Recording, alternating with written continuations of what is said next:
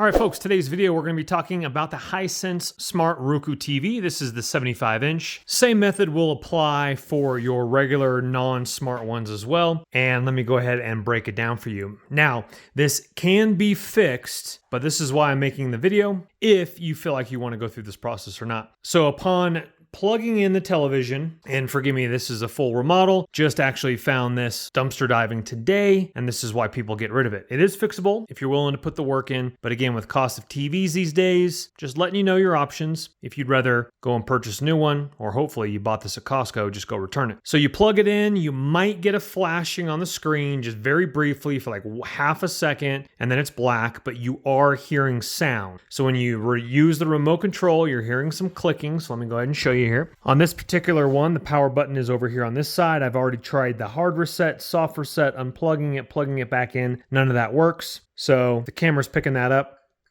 I'm getting a click because it's on a menu because I actually did reset it. So now it's asking me if I want to do English, German, etc. And the reason I know that is I'm going to show you here in just a second. So you're getting sound, but nothing's coming up. Again, you might get a flicker. And I have a flashlight in my hand because unfortunately with my television and with probably yours is you have a backlight issue, which is not terrible. It's just kind of lengthy and a little bit complex, because you have to remove everything to get to the backlights, and it's kind of a pain, just to be honest with you. So I got my flashlight. You're gonna have to get very close to it here. There's English because it's on the main menu. Let's get, and sorry for the dust, started. So it turns on, and before I went to this menu, when I first plugged it back in, I could see Hisense Roku, and so I'm not getting any backlights. And majority of the problem is you might just have like one strip out. So I know the TV is functioning. There's no other issue than obviously the backlights. And I worked on another television like this, and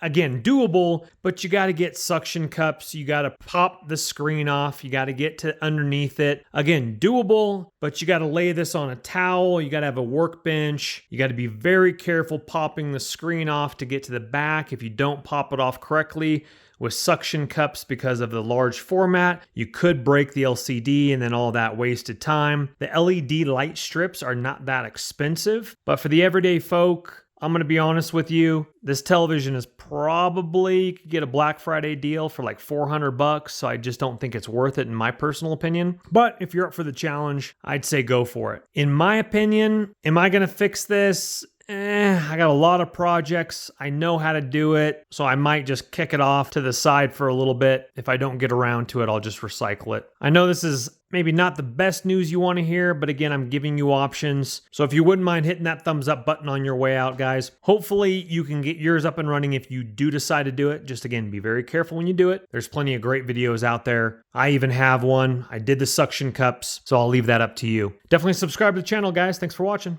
Don't let the party stop, guys. Hit one of these videos, continue to watch, and we'll see you soon.